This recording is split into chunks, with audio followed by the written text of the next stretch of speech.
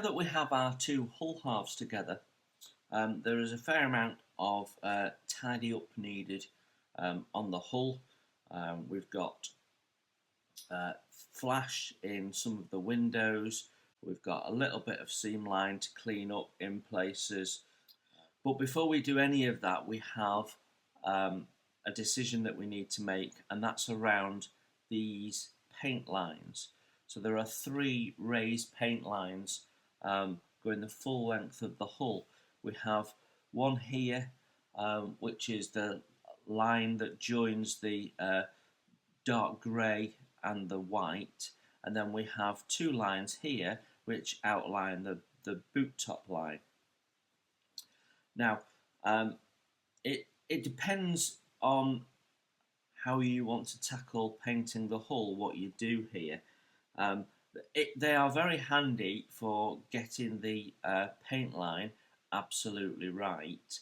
However, if you're going to use the decals that are supplied in the kit, then my experience is that the decal will be slightly oversized because of the decal film, and these lines will actually get in the way of setting those decals in a way that is satisfactory.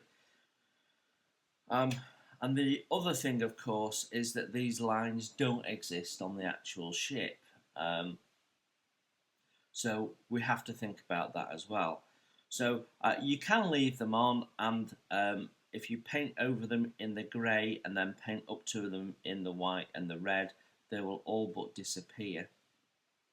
But be very careful if you then decide to put a wash on your hull, for example. Or you can very gently go over them and sand them down so they're less prominent but keep them there. Or you can remove them in their entirety. Now, my preference is going to be to remove them in their entirety. Now, to be honest, the two halves have gone together really well, so this shouldn't be a big job, but we will do it methodically, and we will start at the stern and work our way forward. And I think the stern probably has the most work because, as you can see here, we need to flatten this and even this, which I think is going to be a combination of taking material out and building material up. So this will be the most complex bit. We also have a little issue that we need to resolve here. So you can see here where the two halves join, and the moulding processes round off the ends here, and that should be one continuous line.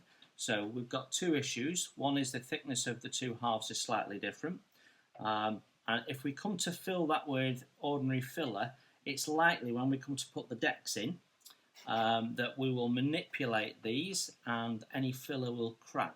So we have a particular way of dealing with that particular type of join filling that we need to be done. So I will be showing you how we go about that, which will start with making that hull bigger. Hello, Stephen Payne here.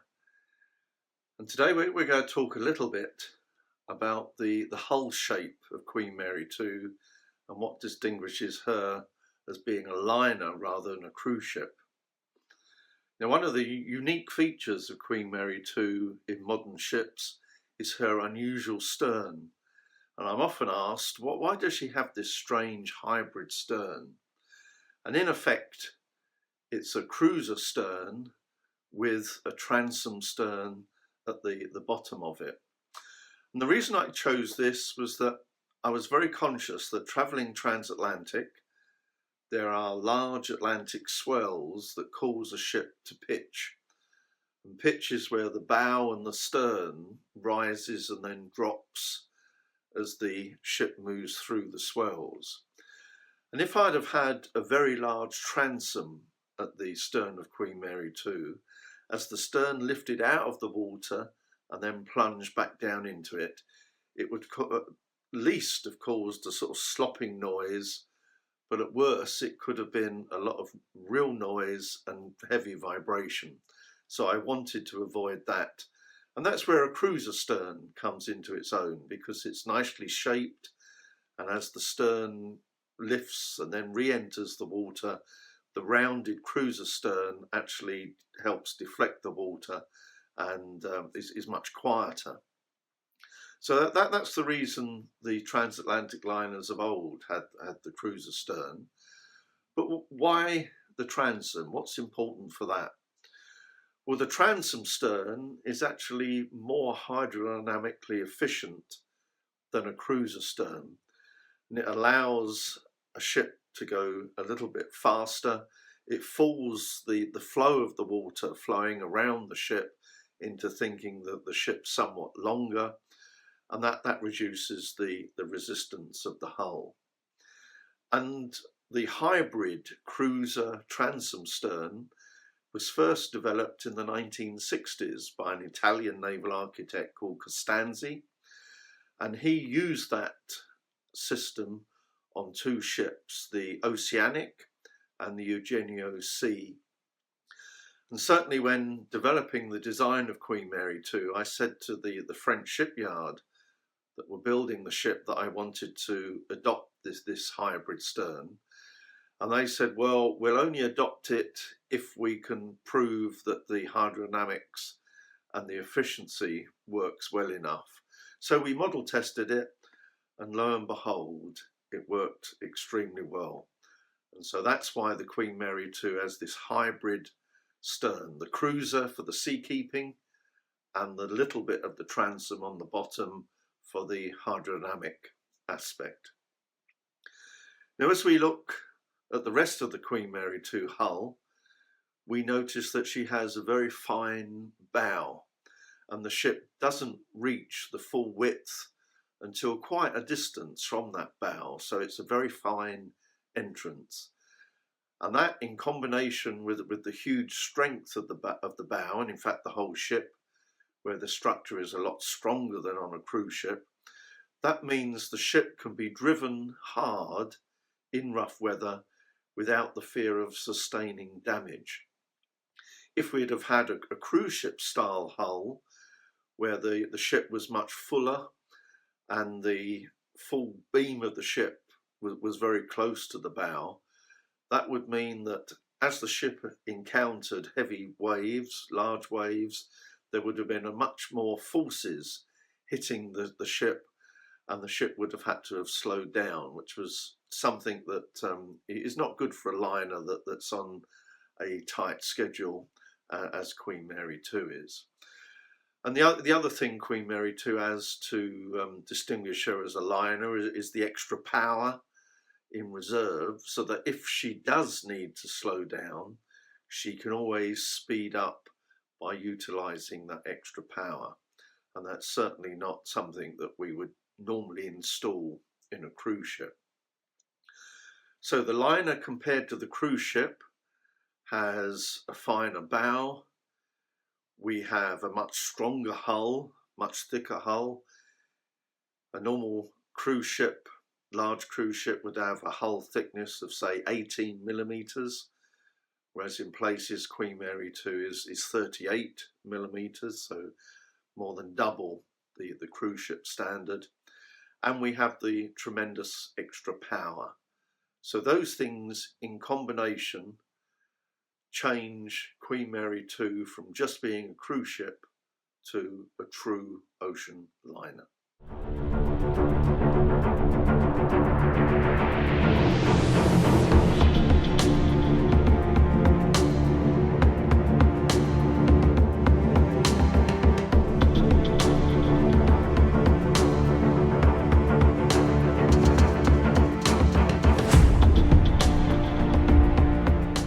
Okay, so we have to deal with a lip that we have down the centre of the hull, because the thickness of the plastic on the two halves of the hull are slightly different. And also, and this is quite a common problem with hull halves that are split in this manner, and then meet together with connection pins. It's quite common that they end up fairly well level on the inside and not on the outside. So one of the things that you can do is remove the male part of the pin, and then just align it yourself, and you can use tabs and so on and so forth. In the case of this, the alignment that I wanted to ensure was correct was at the hull, at the stern and at the bow, and so we aligned those knowing that that was going to cause us an issue in the middle. If we'd aligned the middle, then we'd have issues at the bow and the stern, which would be more difficult to solve. So the other thing that is at play here is that there is nothing supporting this area of the hull, and so there's a little bit of spring in it, and it's quite loose. So we could put a support in there, but we're not going to gain that much from doing that. If you want to see how to go around doing that, have a look at my Warspite build. We did that in the Warspite hull. But in this instance, what we're going to do is we're just going to level this up a little bit and blend it in so it's not noticeable. So to do that, I'm going to use this 0.03mm plastic card, and as you can see, as I put it against, it almost totally levels that thickness of card in this instance. So we'll cut some strips and take that back to fill this gap, sand it all in, and then we'll see if we need to do any filling. So because this card is nice and thin, we can use scissors for this. So I'm going to do one strip that starts here. If you remember, we've got a very big dip, so I want to start off with that dip there. So if I mark that out up to the location point for the stand, and then in terms of width, we are about there. You can see where I've sanded and where it's smooth, so we want to fill the smooth bit because basically the sanding block has gone right over the top there. So I know that that's under being flat. So this shiny bit is what we're basically cutting out. Okay, so that is my first piece cut, and that can be simply glued in with some liquid glue and left to dry. Don't lift in when I sand it.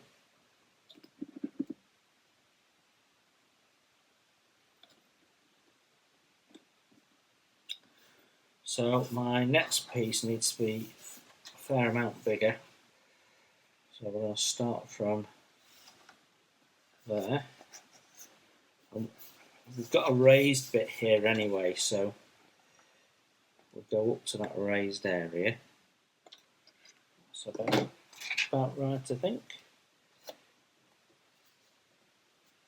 There we go. That's not so bad. It's a little bit oversized, but that's fine. So rather than putting lots of filler in and then sanding the filler back and then making sure that the filler is nice and even, by putting the plastic in, we're speeding the job up, and then secondly we're making it actually easier to level it back down again, because that is almost perfectly level. So we'll have a little bit of filler in that area there, a little bit of filler here, and then we're blending it back in, you see, so it should be not noticeable afterwards. So I want to fill that gap as well, so we'll just cut a little strip out there. Okay, so you can see we've put this 0.03 plastic card in here just to level it up, and we can then sand that back and blend it in. So I'm just going to have a look at what we need to do here. This area is not so bad, but we do have a dip, so we actually want to go across the whole of the area. My thin glue will evaporate a little bit too quickly, so we're going to use a slightly thicker, slower drying glue in the form of the contactor glue. Set my nozzle as blocked, so occasionally that happens, and all I do is run a copper rod bit of wire basically down there, and that usually sorts it out.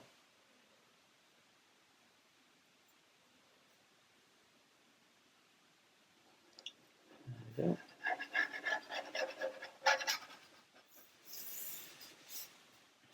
So we'll let that dry overnight so that we've got a nice hard surface to sand against, and we can then blend all that in. We also need to run some filler into this, so we can do this at the same time.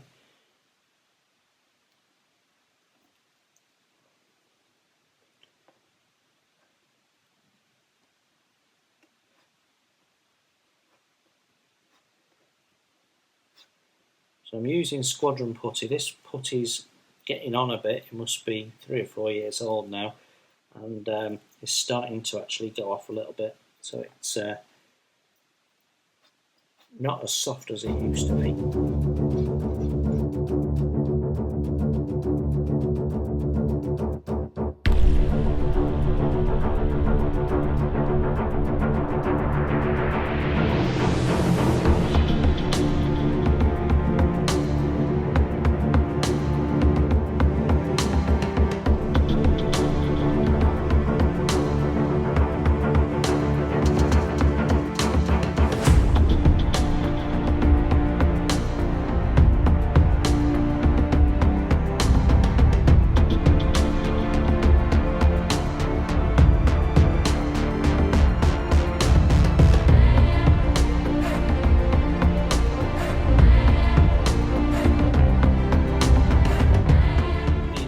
Bow here, so just like we're doing with the rest of the ship, we're starting with a relatively coarse grit and then moving down. The idea being to blend it all in, make sure it's all level, make sure we can't see the seam, see if we need to put any filler in. So I'm going in with this roll of emery cloth, and it is it's a P180 grit. And what I do is I roll it up, so actually when you're in contact with this, you're only using a very small area of it, and it means it's got a little bit of flexibility in it if I press, but it's actually quite rigid, and I find it works well. So we're just going to take the rough lumps off, get the worst of it off. Sand away these lines here that are the paint guides that we don't want.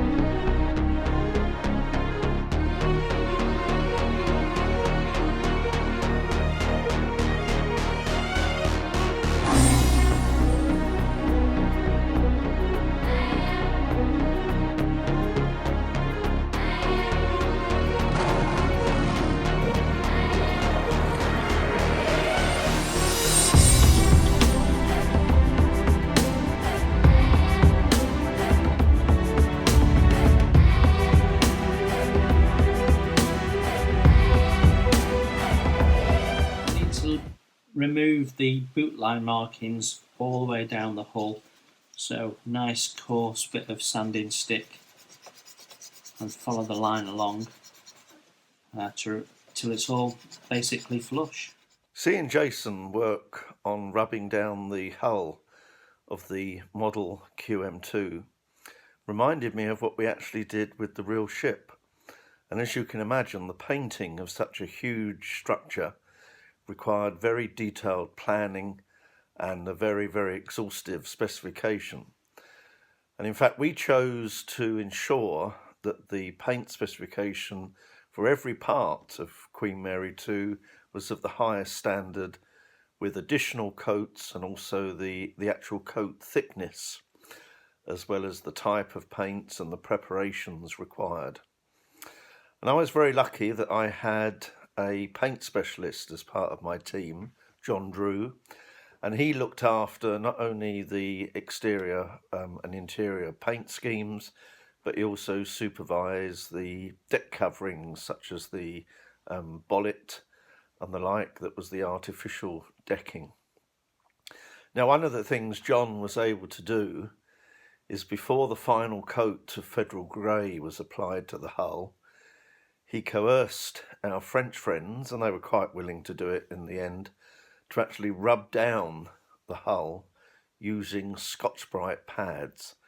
And you can imagine the huge area that presents itself of the Federal Grey or near black part of Queen Mary 2's hull, to be able to rub that down by hand on both sides before the final coat was just an epic thing that I don't think has been done before or since. But the results showed for themselves, because certainly when Queen Mary 2 emerged at the end of the build process and was handed over, she looked absolutely magnificent. With the glue dry on the plastic card that we've attached to the hull, I've then gone round and put a little bit of filler around the edges. That's going to help me just blend the transition between the plastic card and the actual kit. Just makes life a little easier. So we can now start sanding that and getting everything nice and level. We've also now got dry filler in this rear area here, so we can sand all that down, and then we can prime it and see what else needs to be done. Once we prime it, it'll become a lot clearer to us what needs to be done in the way of cleanup. So that is the next task. And I'm actually going to start with a needle file and take back sort of the raised lumps and get it a bit smoother first. So that's a fairly quick process. Now, you do have to be a bit careful with a file, because you can take material off where you don't really want to if you're not careful. And we have to be careful of the bilge keels there.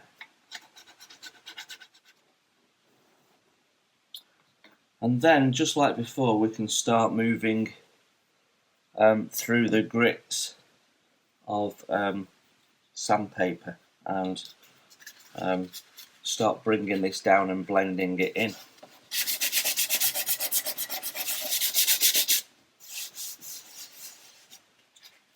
And we can see that that's now all starting to come together, really. So I'll carry on doing this and show you what the end result looks like.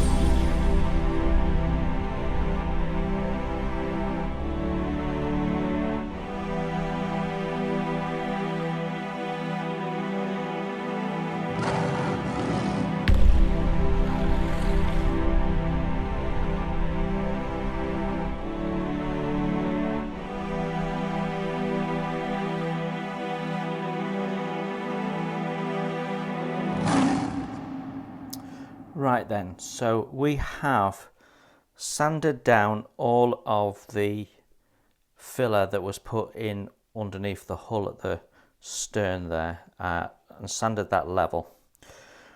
We have removed the raised lines that were there to mark out where to paint. So we've sanded those flush. We've given a bit of a sand over all of the windows just to make sure that there's no raised lumps and that everything is nice and flat. And we have gone around all of the windows and checked for flash. We have tidied up the stern and got rid of the sink that was there. Cleaned out the stabiliser openings. We've levelled the underside of the hull, filled and smoothed off the bow. Before we give it a first prime, what I want to do is just go over it with some micro mesh pads and make sure that we've got out any of the scratch marks that we've caused through the sanding process. So the process of using micro mesh pads is just the same as sanding. We start with the coarsest and we run over in one direction anywhere that we've done any sanding, and then as we move down to the next grit down, we go in the opposite direction.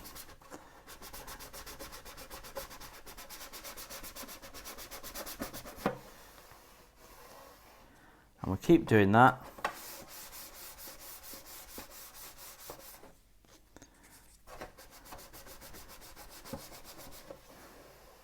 until we're happy that we've got a nice, smooth, polished plastic and we've removed all the blemishes.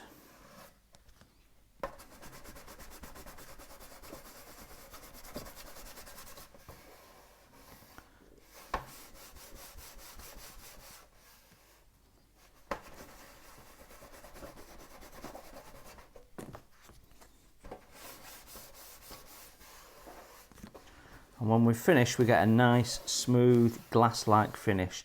So we just need to do that over the whole hull. So I'll crack on with that and get back to you when that's done. So everything is now sanded smooth using the micro mesh pads. And I'm happy that we are where we need to be to do the first layer of priming. And what I'm going to do is I'm going to use the pink primer that we'll be ultimately using just on the hull to just go over all the areas where we've done some sanding, and that should highlight anything that needs any further treatment, a little bit more filling or sanding or whatever, just to make sure that all our hull surfaces are perfect before we do a second prime, which will be in the priming colours that we'll be using. So we'll be using pink, black and white primer for the top primers. So let's get on with that and see what that looks like. So this is the reason that we do a first prime.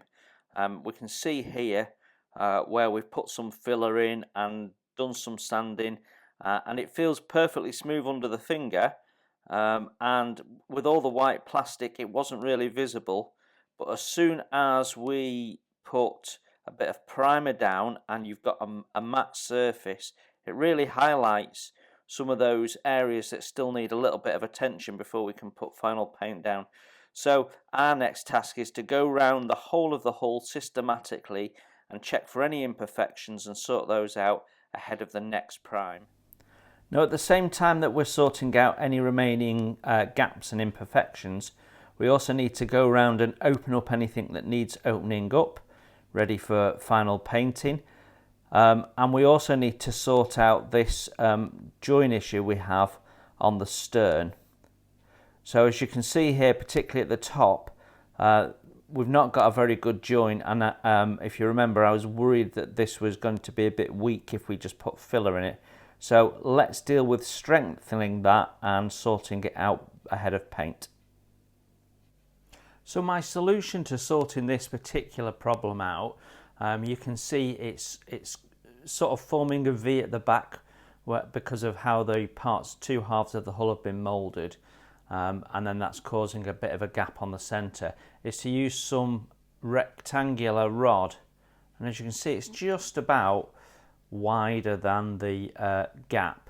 So what we're going to do is we're going to insert some of this rod and refill the gap with the rod, and to do that we actually need to make a bigger gap than we've already got.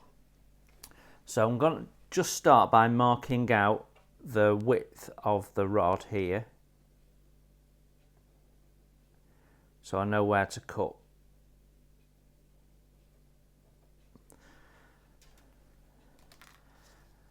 And then using a razor saw, I've got to say this is a bit tricky with the camera in front. Using a razor saw, and I'm going to just cut that down a little.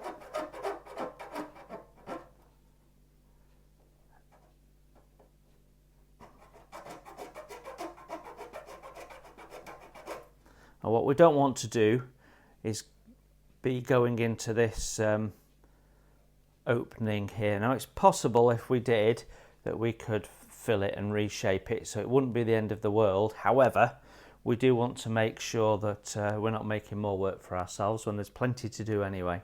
So we've cut down about 1 millimetre, and what I'm going to do now is just trim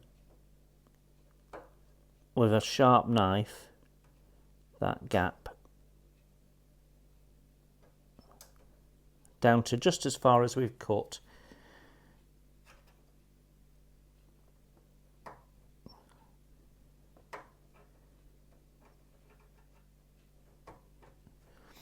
And now we've done that, we can get in with a little file and just make sure that's all nice and level.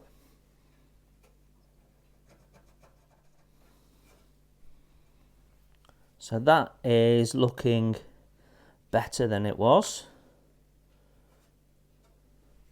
So I'm just going to make sure there's no swarf left in there from the process of us cutting that hole.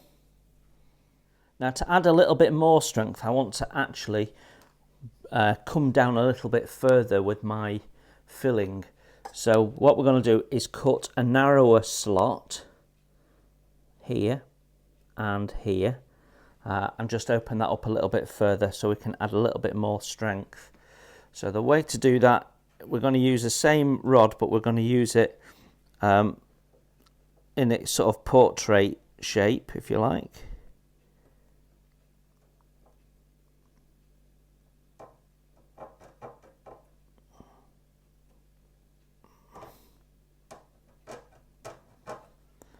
Just mark that out. Can just about see where I've marked out.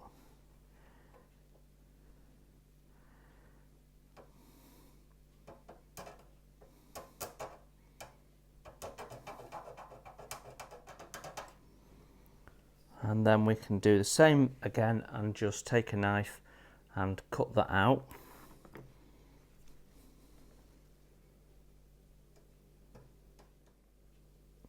So I'm making this look difficult because the camera's in front and it's really in the way, to be honest. There we go.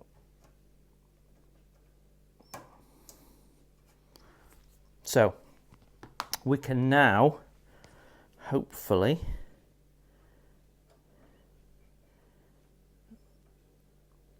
okay, so we've now got a gap that we can fill with this rod, and then we can fill at the top again with the rod. So what we'll do is sand a little bit off the rod so that it fits in place.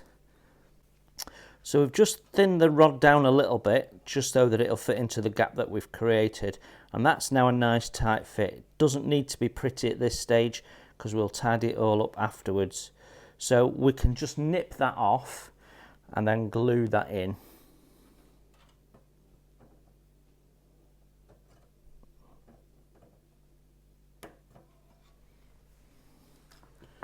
So make sure that is nice and tightly down,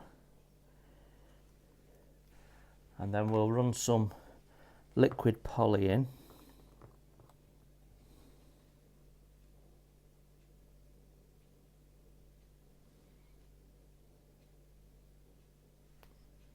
There we go, and we'll let that dry for a minute. Okay, so that is now dry, and what I've done is I have fabricated a filler block. So we've used the strip to make a little sandwiched block. So it's made up of 3 pieces of the strip glued together, and then that will just fit in there, and that will allow us to glue that in. We deliberately want it to be oversized so that we're sanding all surfaces. We want to sand the top, the front face and the back face, so that we know that we've got a nice good fill. So what we're going to do is put a little bit of liquid poly on, which will make that surface tacky, so that when we place it, it doesn't instantly drop off.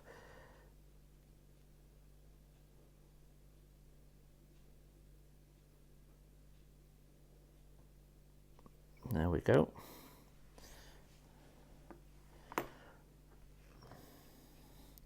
Then I'm going to put some more glue on, just making sure that it's contacting on all the surfaces that are in contact between the plastic strip and the plastic of the model.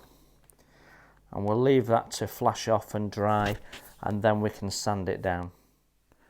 So now the glue's dried on this, we can just get in with a needle file and file this smooth, and then when we've got it pretty much close to the surface of the plastic hull, we can then start using some fine sandpaper, but the needle file will do most of what we need. So that's our join completely sorted now. So the plastic card has dried and we've sanded that down, and we've got a nice smooth top. What we do have, as you can just about see there, this little pink, there's a little bit of an indentation where there's a dip in this plastic as it meets this, and it's basically this plastic part here is curled in slightly, so it wasn't level with the edge of this piece when it mated up. So we can just put a little bit of plastic putty in there. We've got a little bit to put in the seam there.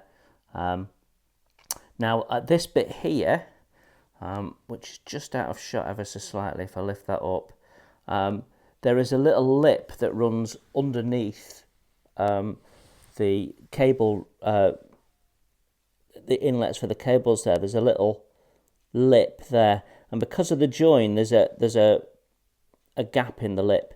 So what we're going to do is we're going to sand that off and replace that lip with some micro strip. So we're simply going to open up all of these holes that we feel need opening up using a small drill, and then we'll go in with a knife and widen them up.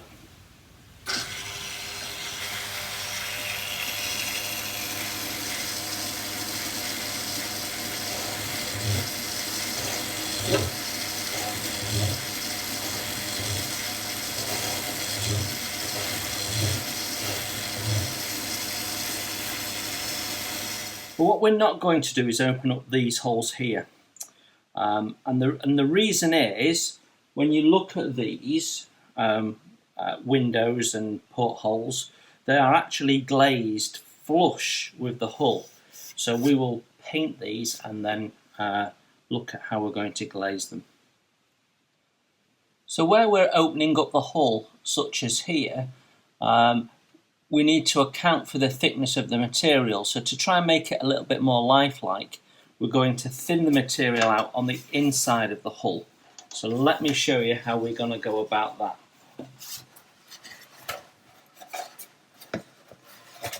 So basically we're going to use a rotary burr to go in and just thin a localized area.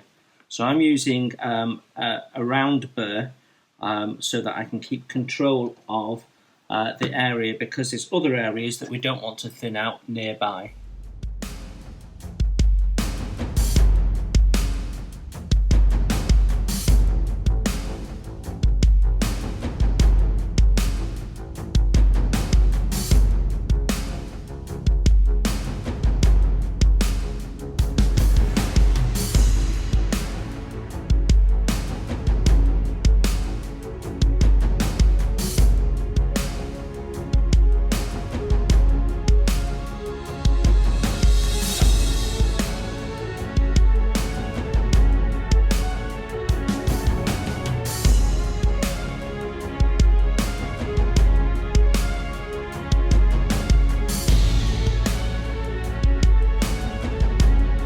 even at this slow speed, you will melt the plastic.